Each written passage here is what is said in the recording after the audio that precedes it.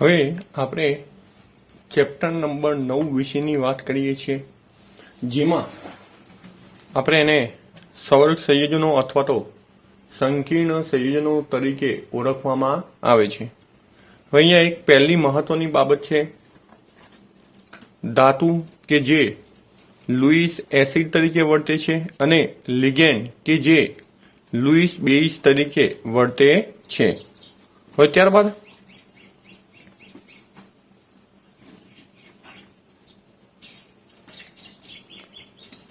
પ્રાથમિક સંયોજકતા.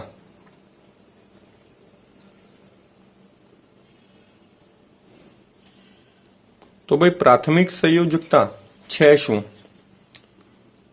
તો જે ધાતુના ઓક્સિડેશન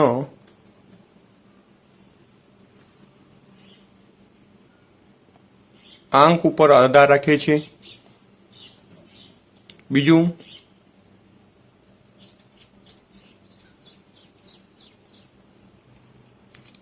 આયનીકરણ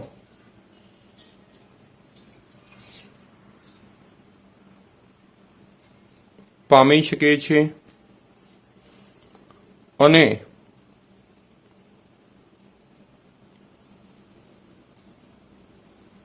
હંમેશા ઋણ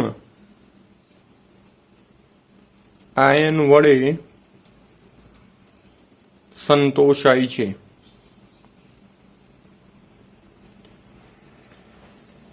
હવે એ જ પ્રમાણે બીજી વસ્તુ છે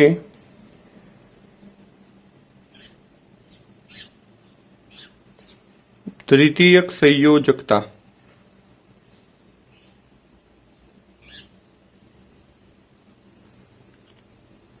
જે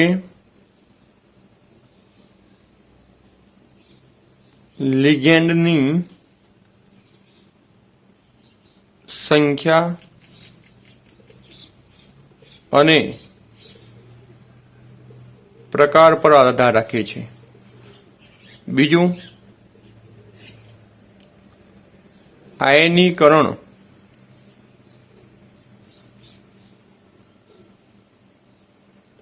પામતી નથી અને ઋણ અથવા તો તટસ્થ અણુઓ વડે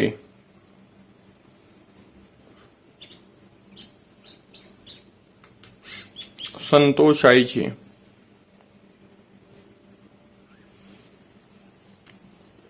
હવે બીજી વાત કે એને આપણે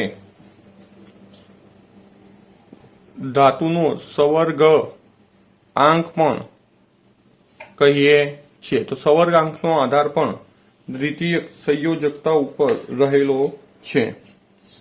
હવે ત્યારબાદ આગળ હવે બીજું કે તમારે અહીંયા લિગેન્ડ યાદ રાખવાના રહેશે. કયા એક દંતીય છે, બહુદંતીય છે, એ બધી જ વસ્તુ તમારે યાદ રાખવી પડશે. તો એક દંતીય લિગેન્ડ જેમાં તટસ્થ પ્રકારના ખાસ યાદ રાખીશું આપણે H2O, NO, CO, NH3, PY જેને આપણે pyridine કહીએ છીએ, CH3, NH2, CH3, CH2, NH2 વગેરે. હવે ત્યારબાદ એક દંતીય પરંતુ તટસ્થ લિગેન્ડ જેની અંદર OH minus, CN minus, SCN minus,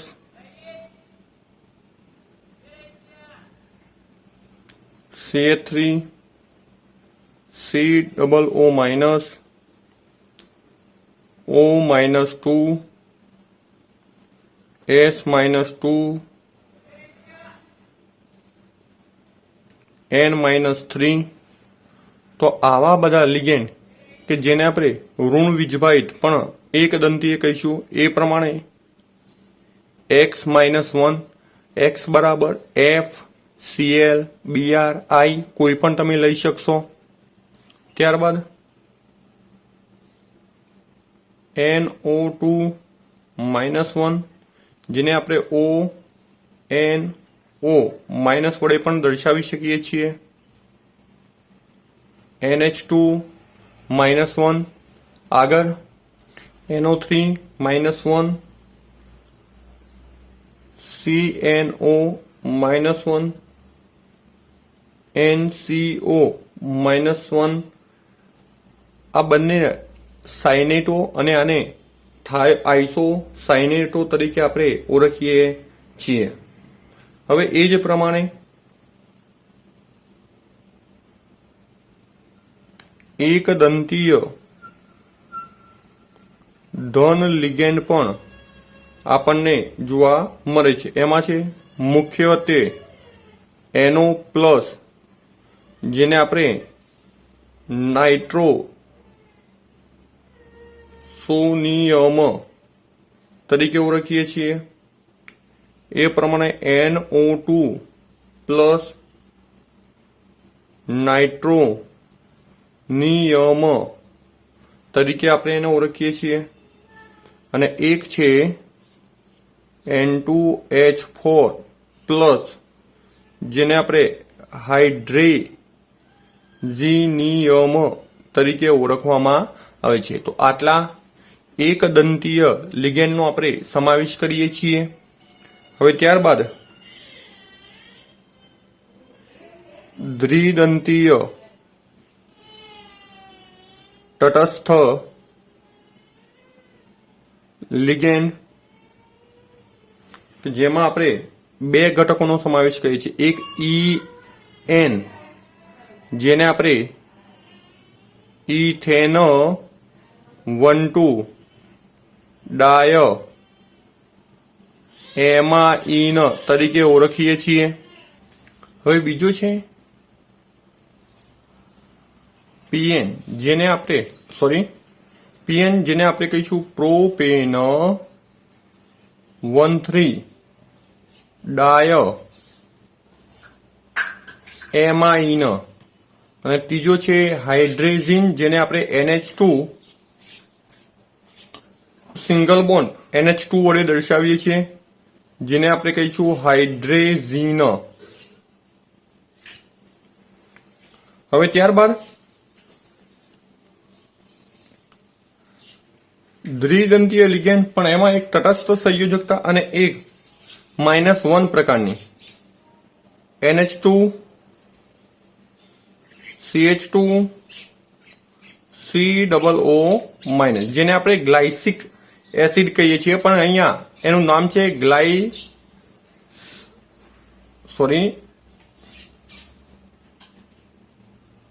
ગ્લાયસિનેટો જેને શોર્ટમાં GLY વડે પણ દર્શાવવામાં આવે છે. હવે ઋણ વીજભારિત લિગેન્ડ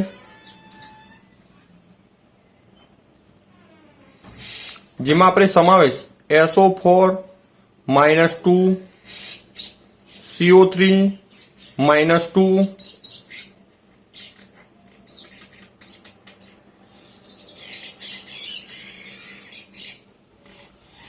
SO3 -2 OX -2 જેને આપણે ઓક્ઝેલેટ તરીકે ઓળખીએ છીએ. હવે ત્યારબાદ આગળ ત્રિદંતીય તટસ્થ લિગેન્ડ કે જેમાં આપણે PTN નો સમાવેશ કરીએ છીએ જેને આપણે કહીશું પ્રોપેન 1,2,3 ટ્રાય એમાઇન તરીકે આપણે એને ઓળખીએ છીએ. હવે ત્યારબાદ ત્રિદંતીય ઋણ લિગેન્ડ, જેની અંદર આપણે PO4-3 એટલે કે ફોસ્ફેટ, અને બીજો છે આર્સેનેટ એટલે ASO4-3 આનો સમાવેશ કરીએ છીએ. અને છેલ્લે એક છે ષટદંતીય લિગેન્ડ, જેને આપણે EDTA વડે ઓળખીએ છીએ. અને એનો માઇનસ વીજભારની વાત કરીએ તો ટોટલ -4 વીજભાર આવે છે, અને જેનું આખું નામ છે ઇથિલીન ડાય એમાઇન ટેટ્રા એસિટેટ આ પ્રમાણે ઓળખીએ છીએ. એનો ટોટલ વીજભાર -4 આપણને જોવા મળશે. હવે ત્યારબાદ આગળ હવે કિલેટ સંકીર્ણ. તો કિલેટ સંકીર્ણ એટલે બહુદંતીય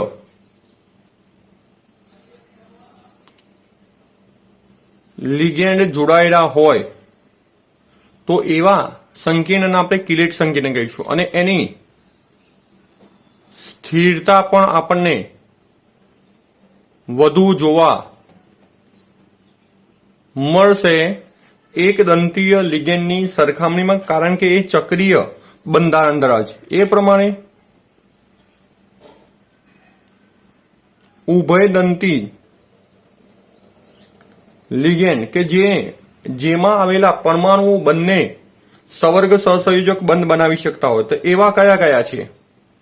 તો HCN માઇનસ, NCS માઇનસ, એ જ પ્રમાણે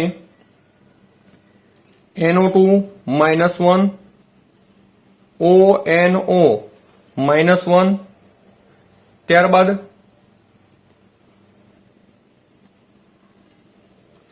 CNO માઇનસ, NCO માઇનસ. તો આ પ્રમાણે આ જે ઘટકો છે આ ત્રણ, જેને આપણે ઉભયદંતી તરીકે ઓળખીએ છીએ. હવે ત્યારબાદ આગળ બીજો એક શબ્દ છે હોમોલેપ્ટિક અને હિટરોલેપ્ટિક.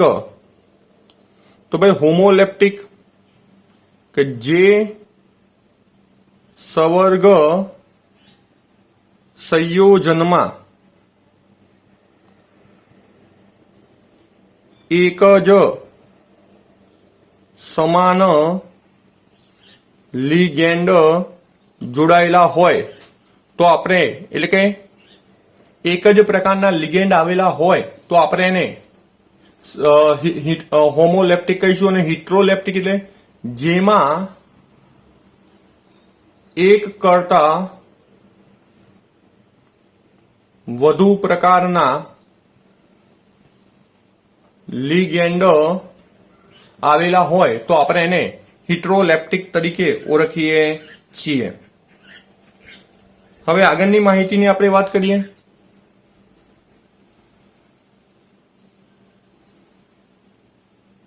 એક કેન્દ્રીય, બહુ કેન્દ્રીય. તો ભાઈ એક કેન્દ્રીયની અંદર ધાતુ આયન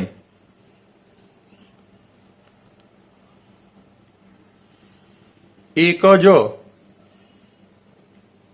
આવેલો હોય છે, જ્યારે બહુ કેન્દ્રીયમાં એક કરતા વધુ ધાતુ આયન આવેલા હોય છે. અત્યારે ઉદાહરણ કોઈ લખ્યા નથી, પરંતુ જેમ જેમ આપણે OMR જોઈશું એની અંદર આવા ઉદાહરણ આપણે લઈ લઈશું, એટલે ક્લિયરિટી તમને વધારે આવશે. હવે આપણો પ્રશ્ન આવે છે સમઘટકતા માટે.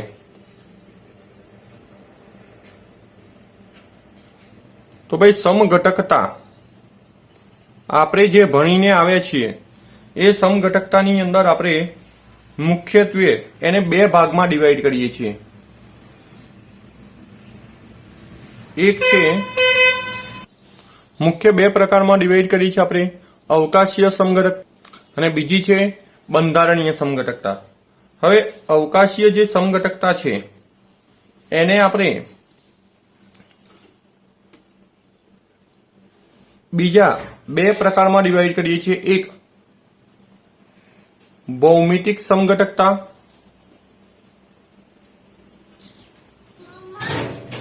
અને બીજો એનો પ્રકાર છે પ્રકાશીય સમઘટકતા. હવે આ ત્રણ સમઘટકતાને કઈ રીતે આપણે નક્કી કરી શકીએ એના વિશેની વાત કરીએ છીએ. હવે આપણી પાસે ML4 અને બીજી એમાં પ્રકાર આવે છે ML6. પણ ML4 ની અંદર જે તમને સવર્ગ સંયોજન આપ્યું હોય એને તમારે ખાસ આ પ્રમાણે જોવાનું છે, A2 B2. આનો મતલબ બે સમાન લિગેન્ડ આવેલા હોવા જોઈએ. જ્યારે ML6 ની અંદર આપણે બે પ્રકારના ડિવાઇડેશન કરીએ છીએ, એક MA4 B2 અને બીજું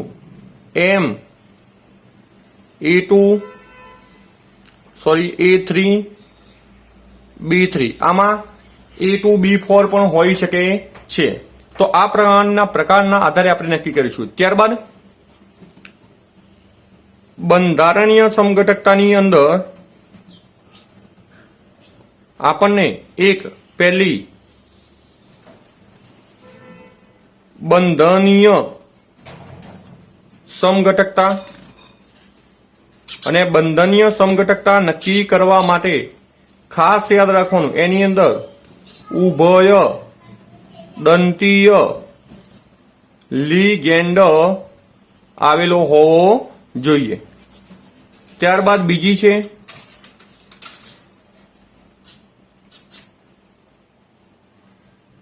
આયનીકરણ સમઘટકતા.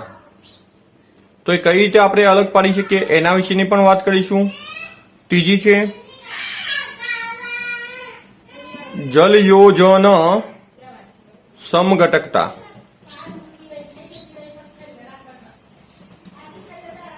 અને ચોથી છે એમાં સવર્ગ સમઘટક. આ જલયોજન સમઘટકતા જેને આપણે દ્રાવક સમઘટકતા તરીકે પણ ઓળખીએ છીએ. અને એક છેલ્લી છે પ્રકાશીય સમઘટકતા. અને પ્રકાશીય સમઘટકતા નક્કી કરવા માટેની કન્ડિશન શું છે? તો સૌ પ્રથમ તો અણુ જે આપેલો હોય એ ML6 હોવો જોઈએ અને ML6 સાથે સાથે તેમાં ઓછામાં ઓછો એક બહુદંતીય લિગેન્ડ આવેલો હોવો જોઈએ. હવે ડાયરેક્ટ કોઈ સવર્ગ સંયોજનની સ્થિરતા નક્કી કરવી હોય તો આ પ્રમાણે લિગેન્ડનો ક્રમ તમારે યાદ રાખવાનો છે. જો CO લિગેન્ડ જોડાયેલો હોય તો એવા સવર્ગ સંયોજનની સ્થિરતા સૌથી વધુ, ત્યારબાદ CN-, ત્યારબાદ NH3, ત્યારબાદ H2O, OH-,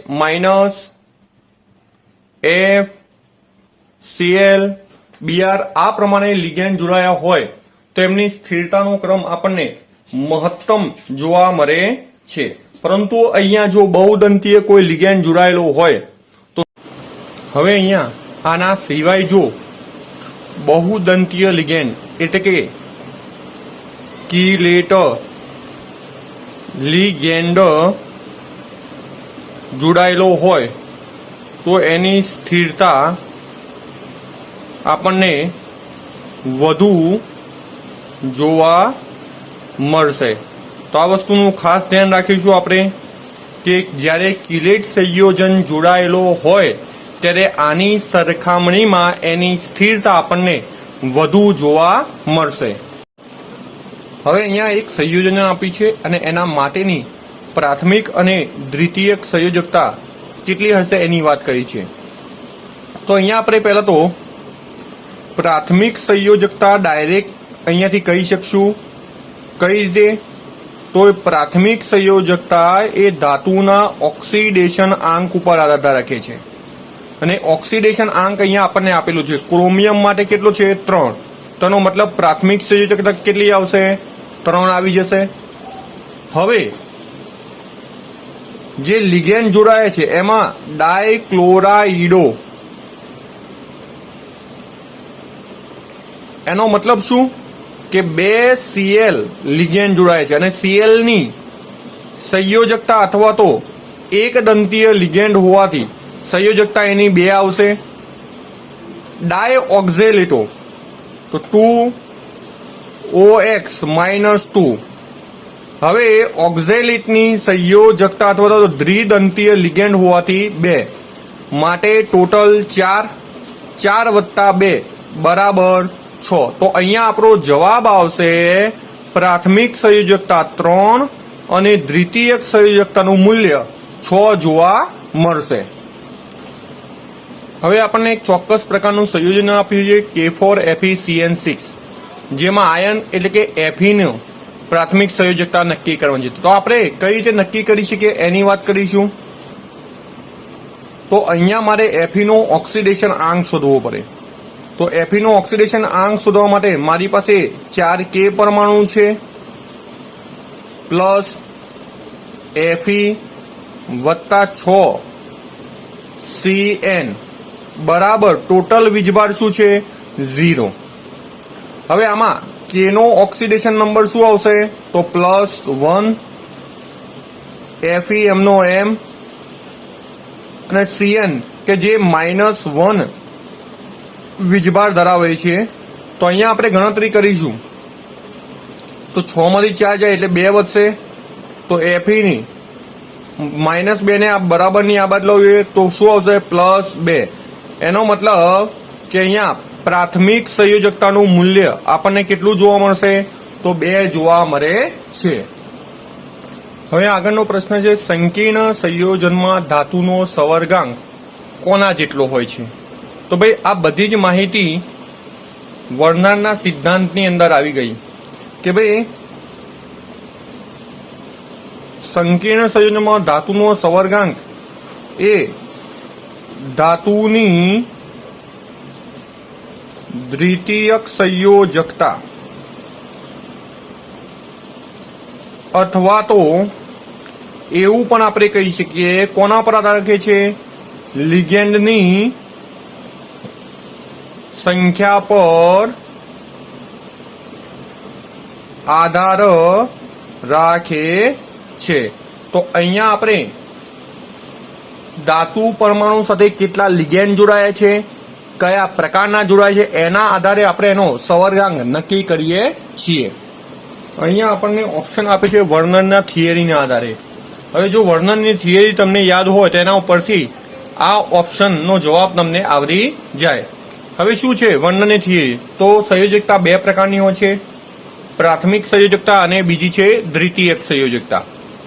જેમાં પ્રાથમિક સંયોજકતા તમે જાણો છો એ પ્રમાણે એ આયનીકૃત હોય છે, જ્યારે દ્વિતીયક સંયોજકતા એ આયનીકૃત હોતી નથી. એનો મતલબ કે બિન આયનીકૃત હોય છે. તો અહીંયા આપણને વર્ણનની ધારણા કઈ સાચી છે એ શોધવાનું છે. તો પહેલું છે પ્રાથમિક અને દ્વિતીયક સંયોજકતા બિન આયનીકૃત છે. ભાઈ બંને બિન આયનીકૃત નથી.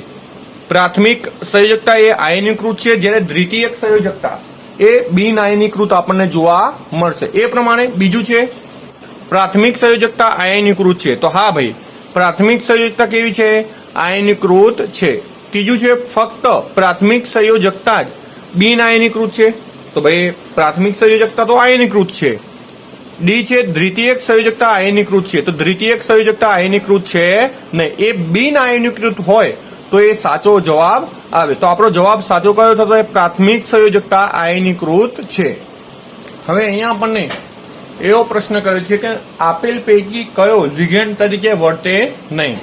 તો તમને બધા જ લિગેન્ડ યાદ હોય તો તમે આનો જવાબ સરળતાથી આપી શકો. તો NH2-1. હવે ઋણ વીજભારિત વાળા બધા જ લિગેન્ડ તરીકે વર્તે. એનો મતલબ NH2 તો લિગેન્ડ છે જ. બીજું CO તો કાર્બોનિલ. એ પ્રમાણે NO+, તો હા NO+ છે, પરંતુ NH4+ આવશે નહીં, કારણ કે જે લિગેન્ડ હોય એની પાસે અબંધકારક ઇલેક્ટ્રોન યુગ્મ આવેલા હોવા જોઈએ. પરંતુ અહીંયા એમોનિયમ આયન જે છે એમાં નાઇટ્રોજનના 5 ઇલેક્ટ્રોનમાંથી 4 ઇલેક્ટ્રોન બંધ બનવા માટે હાઇડ્રોજન સાથે વપરાય છે, જ્યારે 1 ઇલેક્ટ્રોન ઉપર પ્લસ વીજભાર હોવાથી દૂર થયેલો છે, માટે એની પાસે એક પણ અબંધકારક ઇલેક્ટ્રોન યુગ્મ આવેલો નથી. એનો મતલબ NH4+ એ લિગેન્ડ તરીકે વર્તશે નહીં. એ જ પ્રમાણે બીજો એક ઘટક છે CO2 કે જે પણ લિગેન્ડ તરીકે વર્તતો નથી.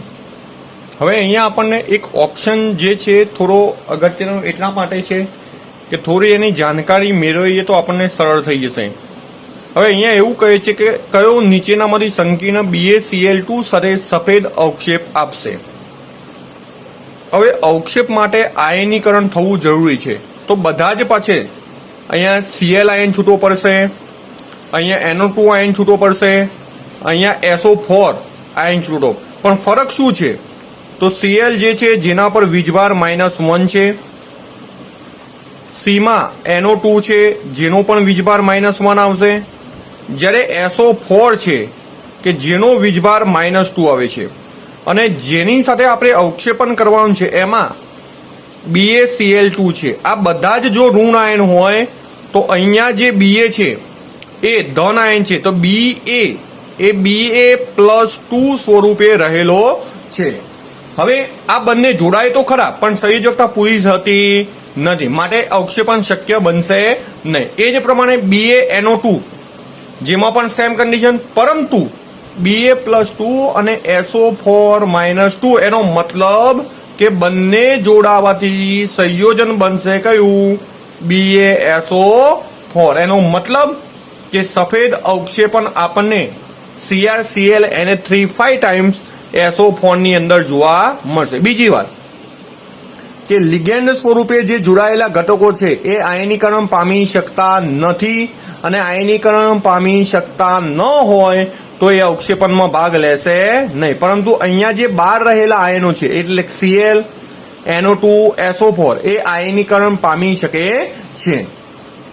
હવે અહીંયા આપણી પાસે એક જ પ્રશ્નની અંદર ઘણા બધા પ્રશ્નોના જવાબ આવી જાય છે, તો આપણે આ પ્રશ્નનું સોલ્યુશન કરીએ છીએ. શું છે? તો આપણને અહીંયા પૂછ્યું છે પ્રાથમિક સંયોજકતા કેટલી, દ્વિતીયક સંયોજકતા કેટલી, અયુગ્મિત ઇલેક્ટ્રોનની સંખ્યા કેટલી, કુલ આયનોની સંખ્યા. તો સૌ પ્રથમ આપણે પ્રાથમિક સંયોજકતા શોધીએ છીએ. તો ભાઈ પ્રાથમિક સંયોજકતા શોધવા માટે શું કરવાનું? તો જે ધાતુ તત્વ છે એનો ઓક્સિડેશન નંબર આપણે શોધીશું. એટલે કે આપણી પાસે અહીંયા ધાતુ તત્વ કયું છે? Cr. તો Cr નો ઓક્સિડેશન નંબર શોધીએ આપણે. તો અગાડી છે NH4, અને NH4 એ આખો એક જ આયન છે, plus Cr plus 2 NH3 plus 2 CO3, અને ટોટલ કુલ વીજભાર ઉપર કોઈ નથી માટે 0 લખીશું. હવે NH4 આખો આયન કે જેનો વીજભાર છે +1, Cr. હવે NH3 એ તટસ્થ લિગેન્ડ છે, માટે NH3 માટે શું લખીશું આપણે? 0. અને CO3 દ્વિદંતીય ઋણ લિગેન્ડ છે, માટે -2 બરાબર 0. તો હવે અહીંયા Cr બરાબર શું વધશે? આ આખું પદ 0, અહીંયા +1 -4 બરાબર 0. તો Cr નો ઓક્સિડેશન નંબર મળશે તમને +3. એનો મતલબ પ્રાથમિક સંયોજકતા તમને મળી ગઈ 3. હવે આગળ દ્વિતીયક સંયોજકતા, જે લિગેન્ડની સંખ્યા પર આધાર રાખે છે. તો અહીંયા લિગેન્ડ કયો જોડાયો છે? NH3 ટોટલ કેટલા જોડાયા છે? 2. NH3 એ એક દંતીય લિગેન્ડ હોવાથી આપણે 1 લખીશું. અહીંયા આયન ને આપણે કોઈ લેવા દેવા છે નહીં. CO3 કેટલા જોડાયા છે? 2. પણ CO3 દ્વિદંતીય લિગેન્ડ છે, એના માટે લખીશું આપણે 2. 2 ગુણ્યા 1 એટલે 2, 2 2 4 ઇઝ ઇક્વલ ટુ ટોટલ કેટલું આવશે? 6. એનો મતલબ દ્વિતીયક સંયોજકતા મળી આપણને 6. હવે ત્યારબાદ અયુગ્મિત ઇલેક્ટ્રોનની સંખ્યા, તો Cr કે જેનો પરમાણુ ક્રમાંક છે 24, આપણે એની ઇલેક્ટ્રોન રચના લખીએ તો Ar શું આવશે? 18. વીજભાર કેટલો છે? +3. અને +3 વીજભાર હોવાના લીધે એની અંદર 24 માંથી 3 ગયા એટલે 21 ઇલેક્ટ્રોન વધશે. તો 3D ની અંદર કેટલા ઇલેક્ટ્રોન આવશે? 3 ઇલેક્ટ્રોન આવશે. તો અહીંયા આપણી પાસે 3 ઇલેક્ટ્રોન છે અને 3 ઇલેક્ટ્રોન આપણને એક એક લખવાના લીધે કેવા જોવા મળશે? અયુગ્મિત જોવા મળશે. છેલ્લે કુલ આયનોની સંખ્યા, તો ભાઈ આપણે 3 પ્રશ્નોનો જવાબ તો આપી ગયા. ચોથો, હવે આયનોની સંખ્યા, તો અહીંયા જે કૌંસ છે, કૌંસની અંદર ગમે તેટલા હોય એનાથી આપણને કોઈ મતલબ નથી. એનું ટોટલ વેલ્યુ કેટલી લખાશે? 1 જ આયન લખાશે. અને અહીંયા જે રહેલો ઘટક છે NH4, તો NH4 એ આખો 1 જ આયન છે, માટે +1 બરાબર ટોટલ 2. તો આયનની સંખ્યા કેટલી આવશે? 2. તો આપણો જવાબ આવશે 3 પ્રાથમિક સંયોજકતા, 6 દ્વિતીયક સંયોજકતા, 3 અયુગ્મિત ઇલેક્ટ્રોન અને 2 આપણને જોવા મળશે એના આયનોની સંખ્યા. તો અહીંયા આપણો એક જ પ્રશ્નની અંદર ઘણા બધા પ્રશ્નોનો સમાવેશ થઈ જાય છે. હવે અહીંયા આપણને પ્રશ્ન જે છે તે સમતલીય સમચોરસ રચના ધરાવે છે. તો જ્યારે આવો પ્રશ્ન પૂછ્યો હોય ત્યારે તમારો સંકીર્ણ Ml4 ટાઈપનો હોવો જોઈએ. તો અહીંયા જોઈએ આપણે Ni એટલે મેટલ M, Cn ટોટલ 4 છે અને Cn એક દંતીય લિગેન્ડ છે, એનો મતલબ Ml4 પ્રકારનો છે. NiCl4 પણ અને NiCO4, તો 3 Ml4 ટાઈપના આપણા સંકીર્ણ સંયોજનો છે. હવે આપણો પ્રશ્ન શું છે? તો ભાઈ સમતલીય સમચોરસ, અને સમતલીય સમચોરસ માટે એનું સંકરણ DsP2 પ્રકારનું થવું જોઈએ. તો પહેલા તો બધા Ni નો ઓક્સિડેશન નંબર શોધીએ. તો પહેલા NiCN4 ટાઈમ્સ -2 કે જેમાં Ni નો ઓક્સિડેશન નંબર તમે ગણતરી કરીશો તો પરમાણુ ક્રમાંક મેં લખ્યો અને ઓક્સિડેશન નંબર આવશે +2. કઈ રીતે? Cn તો માઇનસ, ટોટલ 4 Cn છે તો -4 બરાબરની પેલી બાદ જાય તો +4, પણ ઉપર -2 છે તો -2 દૂર થવાથી વીજભાર આવશે +2. એ સેમ વસ્તુ NiCl4 -2 એની અંદર પણ જોવા મળશે, જેમાં પણ એનો વીજભાર +2 થશે. કેમ? તો Cl -1, ટોટલ 4 Cl જેનો -1, 4 Cl ને બરાબરની પેલી બાજુ લઈએ તો +4 માંથી -2 જાય તો +2 વધશે. અને છેલ્લે NiCO4 ટાઈમ્સ કે જેમાં Ni, અહીંયા CO એ તટસ્થ લિગેન્ડ હોવાના લીધે કોઈ પણ પ્રકારનો વીજભાર એની ઉપર આવશે નહીં. હવે Ni ની ઇલેક્ટ્રોન રચના લખીએ તો 3D 8 જોવા મળશે. Ar 18, કારણ કે 28 માંથી 2 ઇલેક્ટ્રોન જતા રહ્યા. Ar ની અંદર 18 અને D ની અંદર 8.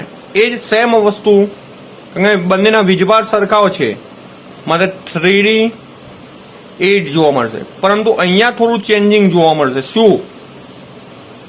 4s2 3D 8 આપણને જોવા મળશે. હવે આપણો પ્રશ્ન એ છે કે સંકરણ DsP2 થવું જોઈએ. તો સૌ પ્રથમ NiCN4 ટાઈમ, જેમાં તમે ઇલેક્ટ્રોન ગોઠવણી કરવા જાઓ તો આપણે જે પ્રમાણે ગોઠવણી કરીએ છીએ એ પ્રમાણે કરીએ તો એની અંદર ખાલી કક્ષક જોવા મળે નહીં. પરંતુ અહીંયા જે જોડાયેલો લિગેન્ડ છે CN એ પ્રબળ લિગેન્ડ હોવાથી ઇલેક્ટ્રોનનું શું કરશે? યુગ્મીકરણ.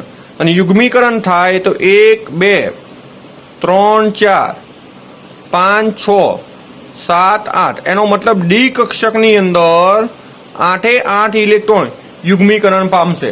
ત્યારબાદ 4s કક્ષક કે જે ખાલી છે, 4p કક્ષક કે જે ખાલી છે, તો 4s ની અંદર અને ત્યારબાદ 4p ની અંદર લિગેન્ડ સમાય છે. તો અહીંયા એક લિગેન્ડ, અહીંયા બીજો લિગેન્ડ, ટોટલ આપણી પાસે 4 લિગેન્ડ છે. ત્રીજો લિગેન્ડ અને અહીંયા ચોથો લિગેન્ડ સમાય છે. અને આ પ્રમાણે એનું સંકરણની વાત કરીએ તો DsP2 આપણને જોવા મળશે. હવે એ જ વસ્તુ NiCl ફોર્મમાં, તો Cl એ પ્રબળ લિગેન્ડ ન હોવાથી ઇલેક્ટ્રોનનું યુગ્મીકરણ થાય નહીં. અને ન થાય તો 1 2 3 4 5 6 7 ને 8 આ પ્રમાણે આપણે ઇલેક્ટ્રોન ગોઠવવા પડે. અને એ રીતે ઇલેક્ટ્રોન જો આપણે ગોઠવશું તો જે Cl પરમાણુ ગોઠવવાની વાત છે, એક S કક્ષકમાં, બીજો P કક્ષકમાં, ત્રીજો પણ P કક્ષકમાં અને ચોથો પણ P કક્ષકમાં. અને આના લીધે એનું સંકરણ જે છે એ થઈ જશે. અહીંયા હું લખું છું sp3 અને sp3 સંકરણ હોય તો એનો આકાર થશે સમચતુષ્ફલકીય. સેમ વસ્તુ CO માટે. CO પણ પ્રબળ લિગેન્ડ હોવાના લીધે ઇલેક્ટ્રોનનું યુગ્મીકરણ થાય. યુગ્મીકરણ થાય તો ડી ની અંદર જે 8 હતા અને આ 2 ઇલેક્ટ્રોન પણ એની અંદર આવી જાય અને ટોટલ થઈ જાય 10. અને 10 થાય તો બધા જ ઇલેક્ટ્રોન આપણને કેવા જોવા મળશે? યુગ્મિત. અને હવે 4s કક્ષક 0, 4p 0 કક્ષક વધી. તો આમ 4 લિગેન્ડ અહીંયા સમાશે અને એટલા માટે એનું સંકરણ બનશે sp3 અને માટે એનો આકાર જોવા મળશે આપણને સમચતુષ્ફલકીય. તો અહીંયા આપણો ઓપ્શનનો જવાબ આવશે NiCN4 2- કે જે સમતલીય સમચોરસ ધરાવે છે. એ જ રીતે જો આપણો અણુ Ml6 હોય તો એ હંમેશા અષ્ટફલકીય એટલે કે એનું જે સંકરણ છે D2sp3 અથવા તો sp3d2 પ્રકારનું જ જોવા મળશે. પણ અહીંયા ધ્યાન રાખવાનું કે આપણો અણુ શું હોવું જોઈએ? Ml6. અને Ml6 હોય તો કો તો D2 sp3 અથવા તો sp3d2 પ્રકારનું સંકરણ. અને બંને કયો આકાર ધરાવે? અષ્ટફલકીય. કયો તો? અષ્ટફલકીય આકાર ધરાવે છે. હવે આ પ્રકારના સંયોજનની અંદર ભૌમિતિક સમઘટકતા પૂછી છે. તો અહીંયા પહેલા તો આપણો જે અણુ છે એ Ml4 ટાઈપનો છે. કઈ રીતે ખબર પડે? તો આપણી પાસે અહીંયા PT ધાતુ છે જેને આપણે મેટલ કહીશું. હવે PY એક દંતીય લિગેન્ડ, NH3 એક દંતીય લિગેન્ડ, Br પણ એક દંતીય લિગેન્ડ અને Cl પણ એક દંતીય. એનો મતલબ ટોટલ 4 લિગેન્ડ અલગ અલગ જોડાયેલા છે. અને 4 લિગેન્ડ અલગ અલગ જોડાયેલા હોય તો તમને 3 સમઘટકો પ્રાપ્ત થાય છે. કઈ રીતે પ્રાપ્ત થાય છે એની આપણે વાત કરીએ. હવે અહીંયા જે જોડાયેલા લિગેન્ડ છે એને જ આપણે જોડી અને એના 3 કયા કયા સમઘટકો બને એની વાત કરીએ છીએ. તો NH3, Br અને અહીંયા Cl. હવે આપણે કોઈ પણ એક પસંદ કરી લઈએ કે જેનું સ્થાન આપણે બદલવું નથી, એટલે કે PI. PY તો PTM નો M, PT ધાતુ. હવે PY નું સ્થાન હું બદલતો નથી, પરંતુ સૌપ્રથમ NH3 ની જગ્યાએ Cl ને લાવું છું અને Cl ની જગ્યાએ NH3 ને લઈ જઉં છું. Br પોતાનું સ્થાન એમનું એમ જાળવી રાખે છે. તો આ બીજો એક સમઘટક મળ્યો. હવે આપણે એવું કરીએ છીએ, PY ને સ્થાયી જ રાખવાનો છે આપણે. હવે સાથે સાથે આપણે NH3 ને પણ સ્થાયી રાખીએ છીએ, પરંતુ Br ની જગ્યાએ Cl લાવીએ છીએ અને Cl ની જગ્યાએ Br ને ટ્રાન્સફર કરીએ છીએ.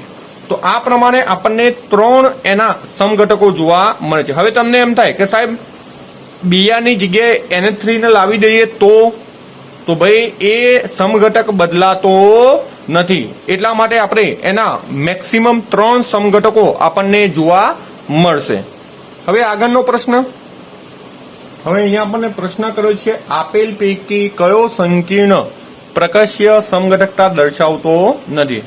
હવે પ્રકાશીય સમઘટકતા માટે પહેલું તે કન્ડિશન 2 આપણે યાદ રાખવાની છે. 1 અષ્ટફલકીય સંકીર્ણ હોવો જોઈએ. અષ્ટફલકીય એટલે Ml6 બનવો જોઈએ. અને બીજી કન્ડિશન છે ઓછામાં ઓછો એક બહુદંતીય લિગેન્ડ આવેલો હોવો જોઈએ. તો સૌપ્રથમ જ્યારે તમને આવો પ્રશ્ન કર્યો હોય તો પહેલા તો બહુદંતીય લિગેન્ડ બધામાં છે કે નહીં એ જોઈ લેવું.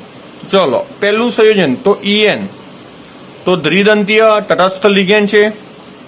આમાં આપણે જોઈએ છે NH3 અને બીજું કોણ છે? Cl. તો NH3 એ પણ એક દંતીય લિગેન્ડ છે અને Cl પણ એક દંતીય લિગેન્ડ છે.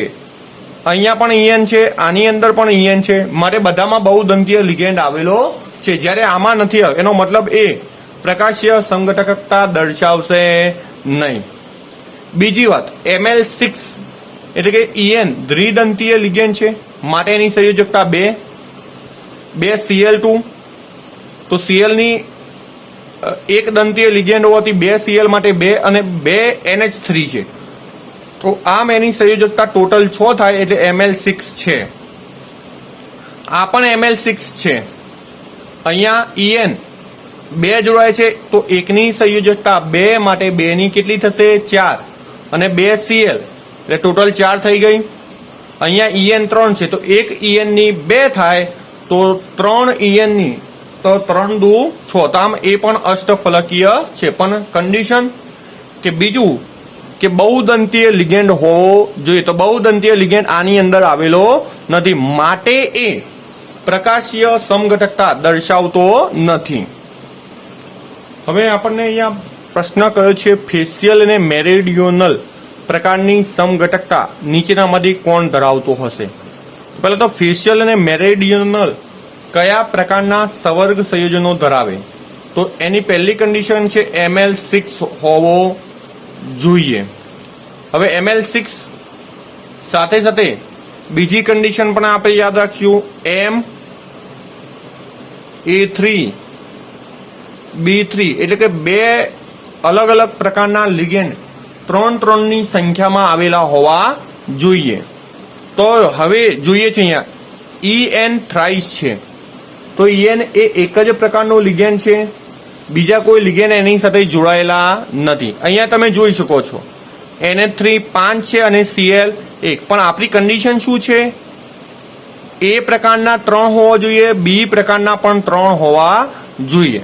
અહીંયા જોઈએ તો NH3 3, Cl પણ 3 છે, NH4 4 અને Cl 2 છે. તો અહીંયા આપણો જવાબ શું આવશે?